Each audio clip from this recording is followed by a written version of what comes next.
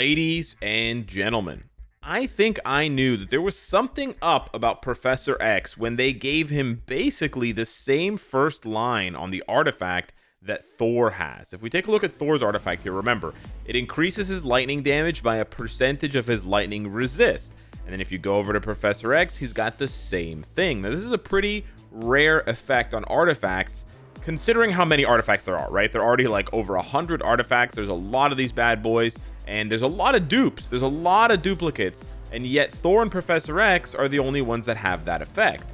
Now, why is that important? Well, if you take a look at Thor's leadership, increased lightning resist by 50%. So we've gone over this where basically the artifact for Thor turns his leadership into a lightning buff. It's not as good as Beta Ray Bill's, it's not as good as some others, but it still gives him, with a 4-star artifact, about 20% lightning damage, which is not bad at all, and allows you to do stuff like this, where you can put a team together with Valkyrie and White Fox, or just basically two good supports for Thor, and you can run him as his own leadership through Dimension Rifts, through dispatch missions, and he becomes, say it with me now, the best farmer in the game.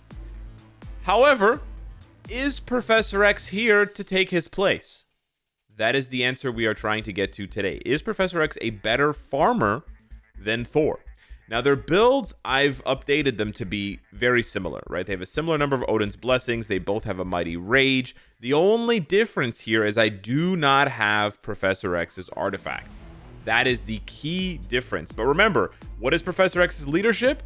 Increases basic attack by 20%, so he already has the 20%, and then he also gets the mind resist, which means his leadership is basically a better version of Thor's, with the difference being the type of resistance. But when you apply that 4-star artifact, like let's say I had a 4-star artifact for Professor X, it would be giving him another 20% mind damage, so his leadership would be 20% mind damage and 20% basic attack, which is obviously a little bit better than Thor's.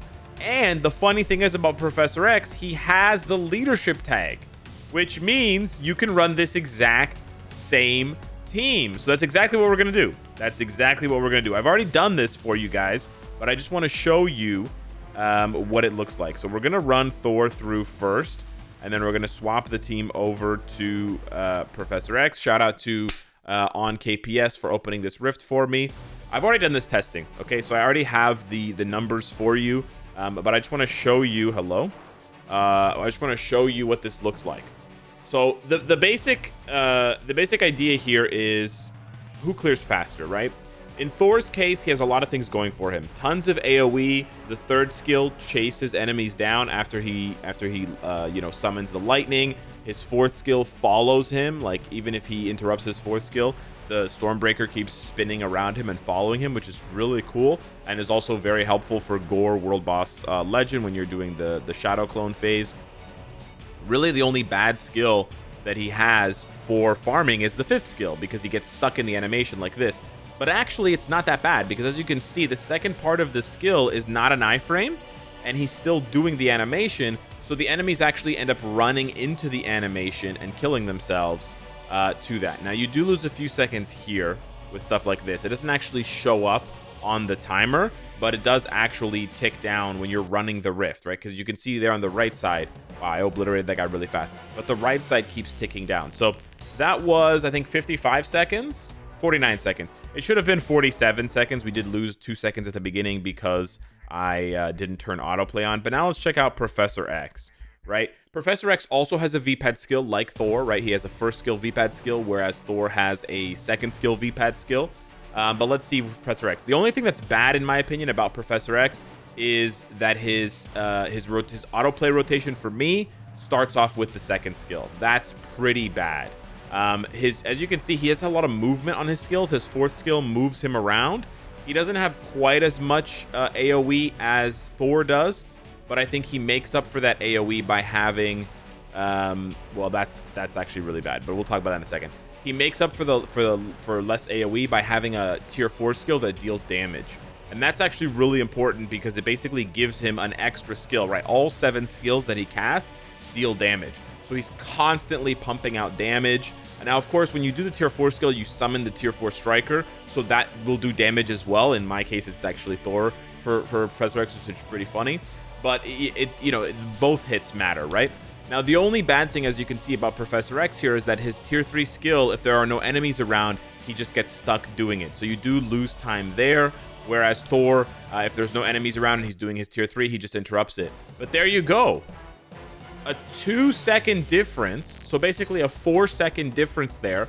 And I'm missing his artifact. This is huge. This is huge for Professor X fans. This is also huge for people who don't have Thor yet. Because a lot of players are immediately told, hey, you should focus on getting Thor really early because he's a really great farmer. In addition to being really good for World Boss Legend, GBR, ABX, ABL, he's also really good for farming, and that's rare, right? Like, not a lot of characters, even if they're good for other content, are good for farming, right? Like, basically most tier 4s are not good for farming. Let's just put it that way. But Professor X is. He's very, very good. And he might be about as good as Thor. Now, why I say he's about as good as Thor and not better than Thor is for a couple of reasons. The main reason being that he's Blast instead of Universal. So being Blast instead of being Universal does hurt Professor X, because there are going to be days where he has type disadvantage. There's going to be mobs where he has type disadvantage.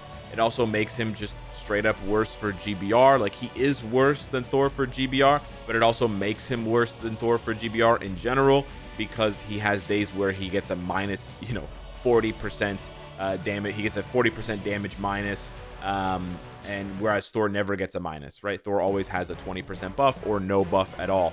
But yeah, that's the first issue. The second issue is, of course, with obtaining the character, right? So you can see he's a very consistent 51 seconds.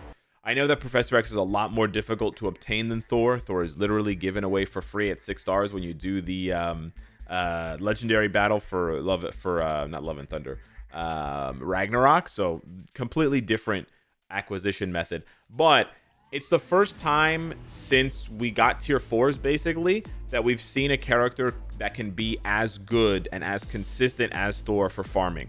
So what I basically wanted to do is I wanted to highlight that for Professor X, because it's a really big deal. I also wanted to give you guys a few more examples here, so I have attached 2 screenshots. I know the screenshots don't say who's clearing the stages, but you kind of just have to believe me. I did 2 full runs of 30 minutes on 2 different mythic rifts yesterday. Professor X managed to get 21 runs in.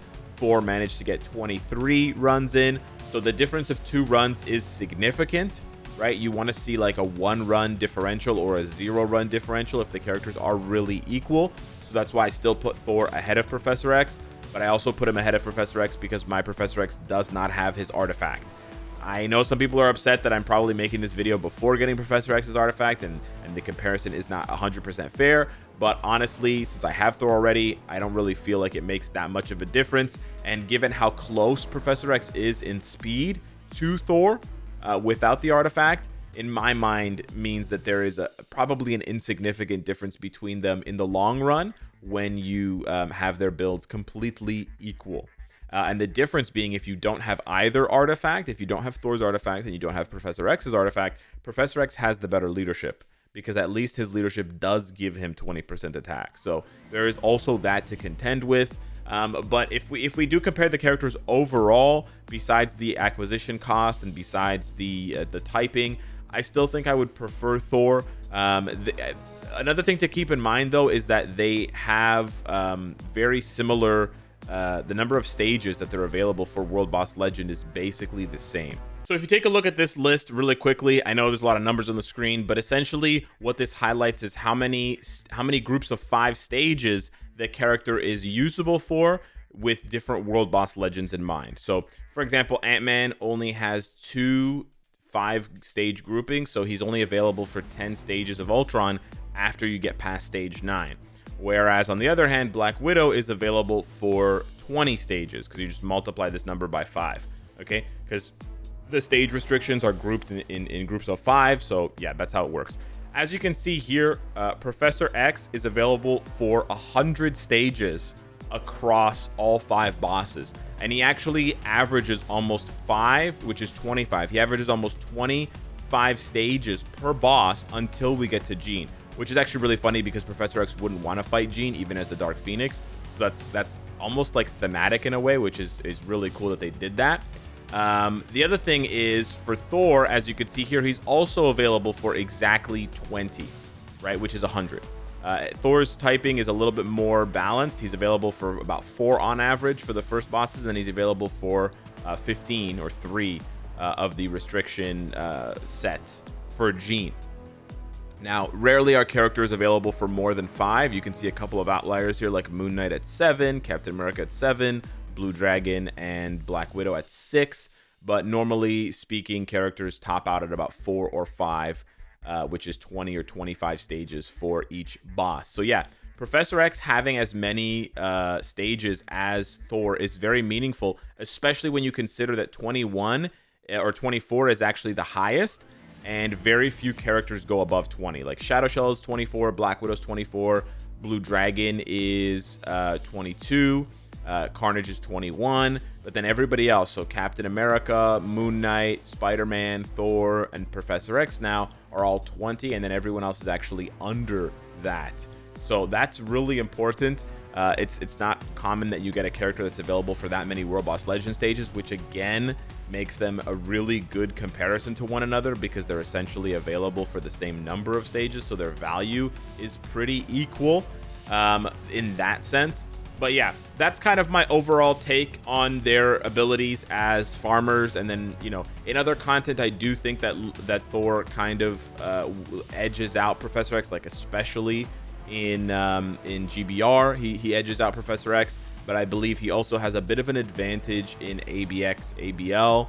Maybe not ABX, but maybe ABL. Like he does less. I think his score is lower than Professor X's score. I'm not sure there, but at least for now, his typing is more rare. Where we're probably not gonna see tier 4s to take over Thor as alien male heroes for a while. And it would be unlikely for characters like Hyperion and stuff like that. Well, Hyperion's not even an alien. But yeah, it would be unlikely for some of these characters because a lot of them are native tier 2. This is getting a bit too into the weeds, but like, you know, Odin, Silver Surfer, Beta Ray Bill, like one of those characters would have to get a tier 4 to threaten Thor in ABL, which is, like, in my opinion, unlikely for the next little while. So yeah, that's kind of it for the comparison. Let me know what you think down below in the comments. But yeah, we finally have a character who we can say is an alternative option for farming if you don't have Thor, if you don't want to build Thor for whatever reason, which I think is pretty cool. So yeah, slim pickings this month for MFF. But yeah, we'll have to hang in there until the update comes out. I know, guys, the content is not like glittering gold. I'm fully aware of this. Don't worry, guys, it's not lost on me. Anyways, thanks so much for watching. Smash the like button, and I'll see you in the next one. Take care.